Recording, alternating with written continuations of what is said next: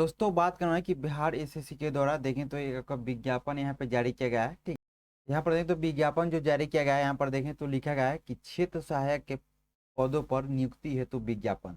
यानी यहाँ पर बिहार एसएससी के द्वारा जो ये नोटिफिकेशन जो जारी किया गया है क्षेत्र सहायक पद के लिए यहाँ पे किया गया है, यानी फील्ड असिस्टेंट के लिए। यहाँ पर देखें तो आवेदन की प्रक्रिया है 25 अप्रैल से किया जाएगा। इसका लास्ट डेट रखेगा 21/5 तक पर रहने वाला।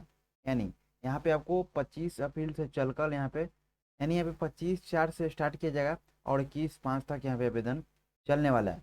यहाँ पे जैसा कि लिखा गया है कि विज्ञापन संख्या 03 अप्रैल 2025 कृषि निदेशालय बिहार पटना के नियंत्रणाधीन बिहार कृषि प्रक्षेत्र के अंतर्गत क्षेत्र सहायक के निम्नांकित रिक्त पदों पर नियुक्ति हेतु सहयोग उम्मीदवारों से ऑनलाइन आवेदन आयोग के वेबसाइट इतना पर ठीक है आमंत्रित किए जाते हैं। ऑनलाइन आवेदन भरने की विस्तृत जानकारी आयोग की वेबसाइट पे आपको देखने को मिल जाएगा।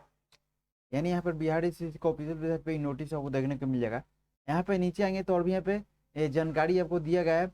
पद का नाम दिया गया है, वेतनमान आपको बताया गया है और आपको योग्यता के बारे में बताया गया है कि अगर आप इस पद के लिए आवेदन करना चाहते हैं तो इसमें आपके पास योग्यता का होना चाहिए। यहाँ पर देखिए बात करना है कि यहाँ पर देखिए पद का नाम जो रखने वाला है जैसे कि बताएं कि क्षेत्र सहायक यानी फील्ड असिस्टेंट के लिए यहाँ पे निकाला गया है।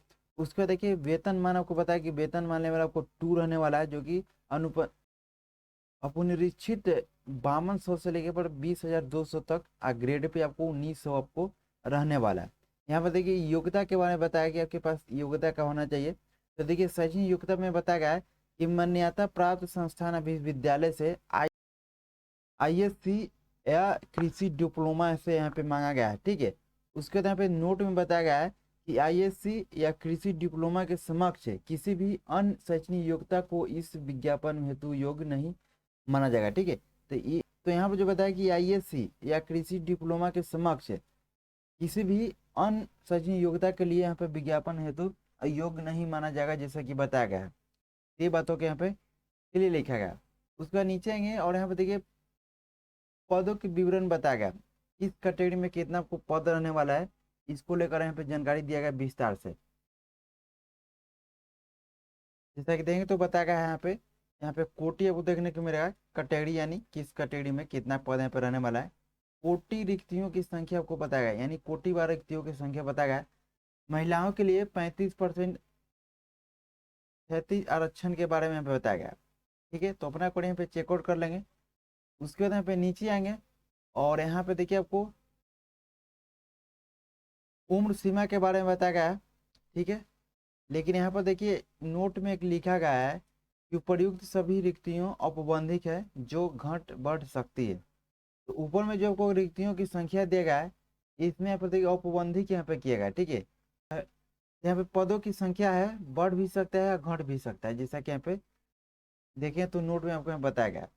यहाँ पे देखिए उम्र सीमा के बारे में बताया गया कि इसमें आवेदन करने के लिए आपको उम्र सीमा क्या होना चाहिए। यहाँ पे जैसा कि लिखा गया है यह भारतीय की उम्र सीमा की गणना दिनांक 1/8/2024 के आधार पर की जाएगी। तो यहाँ पर देखिए आपको जो गणना है यहाँ पर जिस बताया कि न्यूनतम उम्र सीमा जो बताया गया कि 18 वर्ष आपको हो जाना चाहिए सभी कोटि के लिए। ठीक है, यानी सभी कोटि के लिए 18 वर्ष बताया गया है। बट यहाँ पे 18 वर्ष कब होना चाहिए इसके लेकर हम बताया गया कि 1/8/2024 को है ना आपको 18 वर्ष आपको हो जाना चाहिए, जैसे कि बताया गया। यहाँ पर देखिए लिखा है कि कार्मिक एवं प्रशासनिक सुधार विभाग वर्तमान में समान प्रशासन विभाग के जैसे कि संपर्क संकल्प संख्या इतना दिनांक इतना के अनुसार उम्र सीमा निम्न रूपेण निर्धारित की जाएगी। ठीक है, तो यहाँ ये बातों के यहाँ पे क्लियर लिखा गया है। उसके बाद नीचे आएंगे तो और भी यहाँ पे जानकारी दिया गया है। नीचे लिखा गया है कि आयोग द्वारा मैट्रिकुलेशन या समतुल्य प्रमाण पत्र उम्मीदवार की जन्म तिथि मान की जाएगी। तो यहाँ पर देखिए जन्म तिथि जो मान किया जाएगा जो आपको मैट्रिक के सर्टिफिकेट पे रहेगा या समतुल्य प्रमाण पत्रों में अंकित जो उम्मीदवारों के जन्म तिथि रहेगा उसी को जन्म तिथि का मान किया जाएगा, जैसा कि बताया गया है। उसके बाद नीचे आ जाएंगे। यहाँ पर देखिए जो जो इम्पोर्टेंट चीज़ है हम आपको बता देते हैं। यहाँ पर अपने अकॉर्डिंग नोटिफिकेशन को डाउनलोड करके चेकआउट कर सकते हैं। ठीक है, क्योंकि सारा यहाँ पर डिटेल बताने लगे तो बहुत लंबा वीडियो चल जाएगा, इसलिए जो इम्पोर्टेंट आपको बता देते हैं। ठीक है, उसके बाद देखिए यहाँ पर नीचे आएंगे और यहाँ पर देखिए परीक्षा की प्रकृति यहाँ पे बताया गया। ठीक है, यहाँ परीक्षा की प्रकृति यहाँ पर देखें तो बताया गया। जैसे लिखा गया है कि बिहार कर्मचारी चयन आयोग परीक्षा संचालन नियमावली 2010 के आलोक में 40,000 से अधिक आवेदन प्राप्त होने पर प्रारंभिक परीक्षा आयोजन की जाएगी। तो यहाँ पर देखिए, जब भी यहाँ पे आवेदन यहाँ पे होगा, तो आवेदन में 40 से अधिक आवेदन आता है तो यहाँ पे प्रारंभिक परीक्षा का यहाँ पर आयोजन किया जाएगा, जैसे कि बताया गया। अधिक आवेदन प्राप्त होने पर प्रारंभिक परीक्षा एक से अधिक चरणों में आयोजित की जाएगी। ये जो है परीक्षा प्रकृति के बारे में यहाँ पे बताया गया। यहाँ पर देखिए लिखा गया, प्रश्न वस्तुनिष्ठ एवं बहुविकल्पीय होंगे। जब यहाँ पे एग्जाम होगा तो यहाँ पे प्रश्न होगा बहुविकल्पीय होंगे। कुल प्रश्नों की संख्या बताइए तो 150 प्रश्नों की संख्या 150 रहने वाली है। उसको देखिए, प्रत्येक सही उत्तर के लिए 4 अंक दिए जाएंगे और तथा प्रत्येक गलत उत्तर के लिए 1 अंक कटौती की जाएगी। तो देखिए यहाँ पे नेगेटिव मार्किंग भी रखा गया है। अगर परीक्षा में आप यहाँ पे 1 अंक सही कर देते हैं, यानी एक उत्तर सही दे देते हैं, तो आपको 4 अंक मिलने वाला है। अगर वही आपको 1 अंक गलत कर देते हैं तो आपको है ना 1 अंक आपको कट जाएगा, जैसे कटौती की जाएगी, जैसे कि बताया गया। परीक्षा की अवधि आपको 2 घंटा 15 मिनट की होगी। प्रारंभिक परीक्षा में भाषा का अध्ययन हिंदी अंग्रेजी में होगा, जैसे कि बताया गया।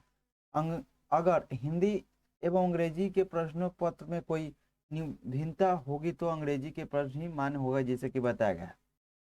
यहाँ पर देखिए सिलेबस यानी पाठ्यक्रम के बारे में बताया गया है कि परीक्षा हेतु निर्धारित पाठ्यक्रम निम्नलिखित यहाँ पे बताया गया है। प्रारंभिक परीक्षा जैसे कि बताया गया, प्रारंभिक परीक्षा में एक मात्र समान ज्ञान का होगा, जिसके निम्नलिखित विषय है। जब ये समान ज्ञान में जैसे कि बताया गया कि समान अध्ययन हो गया, समान विज्ञान में गणित हो गया, मानसिक क्षमता जांच के लिए यहाँ पे देखिए बताया गया है। ठीक है, तो ये अभी अपने अकॉर्डिंग चेकआउट कर लेंगे। ठीक है, सिलेबस के बारे में देखें तो बताया कि समान अध्ययन हो गया, समसामयिक विषय हो गया, भारत और उसके पड़ोसी देश के लिए बारे में भी पूछा जाएगा यहाँ पे क्वेश्चन। ठीक है, यहाँ पर देखिए समान विज्ञान एवं गणित के बारे में जो पूछा जाएगा कि इसमें समान मैट्रिक स्तर के निम्न विषय से प्रश्न पूछे जा सकते हैं। उसके बाद समान विज्ञान में भौतिक शास्त्र, रसायन शास्त्र, जीव विज्ञान, भूगोल, ये सबसे रिलेटेड यहाँ पे क्वेश्चन यहाँ पे पूछा जाएगा।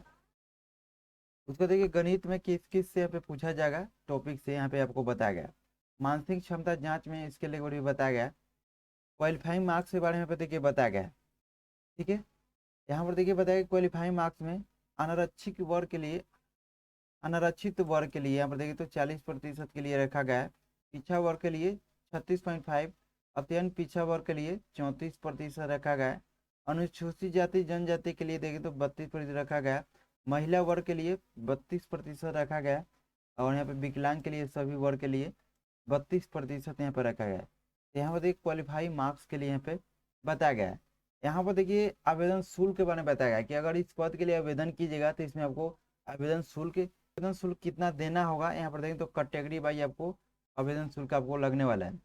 यहाँ पर देखिए बताया कि अगर किसी पुरुष कैंडिडेट यहाँ पे समान वर्ग से आते हैं या पिछड़ा वर्ग से आते हैं या अत्यंत पिछड़ा वर्ग से आते हैं, तो यहाँ पर देखिए तो पुरुष भर्तियों के लिए 540 पे आपको लगने वाला है।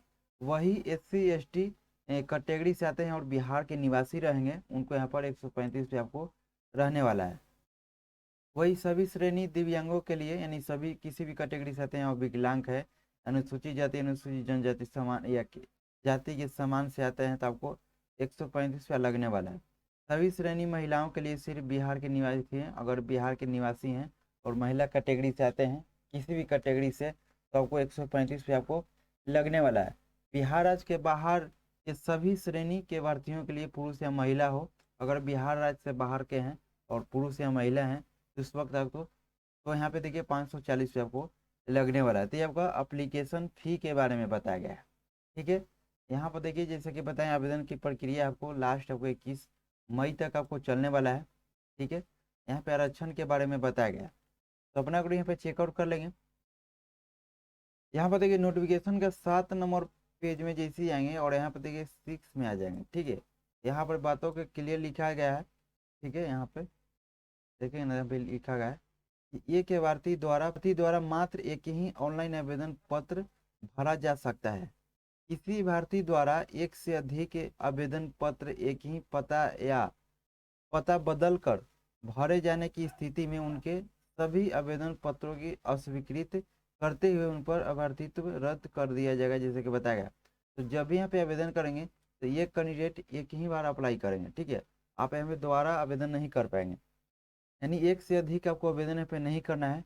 अगर एक से अधिक आवेदन करते हैं एड्रेस बदल कर ठीक है, तो उस वक्त आपको वो जो आवेदन जो है आपका आपको अस्वीकृत कर दिया जाएगा और यहाँ पे अभिरता जो है वो रद्द कर दिया जाएगा, जैसा कि यहाँ पे बताया गया है, ठीक है। तो यहाँ पर देखिए नोटिफिकेशन जो जारी किया गया है और अपने अकॉर्डिंग चेकआउट कर लेंगे, ठीक है। तो ये जो है आपका फुल नोटिफिकेशन यहाँ पे जारी किया गया है। अगर इस नोटिस को डाउनलोड करना चाहते हैं तो सबसे पहले इसका बिहार एसएससी का ऑफिशियल वेबसाइट पे चलेंगे, नोटिस बोर्ड में जाएंगे। नोटिस बोर्ड में जाने के बाद आपको देखिए 11/4 के डेट में यहाँ पे जारी किया गया है। विज्ञापन आपको देखने को मिला है 03/2025। यहाँ पर देखेंगे तो लिखा है कि इंपॉर्टेंट नोटिस। एडवर्टाइजमेंट नंबर आपको देखने को मिला है फील्ड असिस्टेंट एग्रीकल्चर डिपार्टमेंट। यहाँ पे डिटेल एडवर्टाइजमेंट वाला पर जैसे ही क्लिक करी तो नोटिफिकेशन इस पर डाउनलोड हो और अपना अकॉर्डिंग नोटिस को डाउनलोड कर सकते हैं, ठीक है। तो चलिए इस वीडियो तक ही मिलते हैं फिर एक किसी नए वीडियो के साथ। और भी अपडेट के लिए आप मेरे वेबसाइट पे विजिट करते रहें, ठीक है। मेरा जो वेबसाइट है यहाँ पर गूगल खोलेंगे, गूगल में लिखेंगे todayjobsearcher.com, ठीक है। todayjobsearcher.com यहाँ पे लिख देंगे, उसका सर्च करेंगे। सर्च पर जैसे क्लिक पहला लिंक मिलेगा, इस लिंक पे जैसे ही आपको क्लिक कर देना है, ठीक है। इस लिंक पे जैसे ही क्लिक कीजिए तो इसका जो वेबसाइट आपका इसका वेबसाइट आपका खुलेगा, ठीक है, टुडे जॉब सर्चर का। और इसमें भी आपको लेटेस्ट आपको अपडेट देखने को मिल जाएगा, ठीक है। यहाँ पर अपडेट आपको मिलता रहता है, इस वेबसाइट पे भी आके चेकआउट करते रहना है।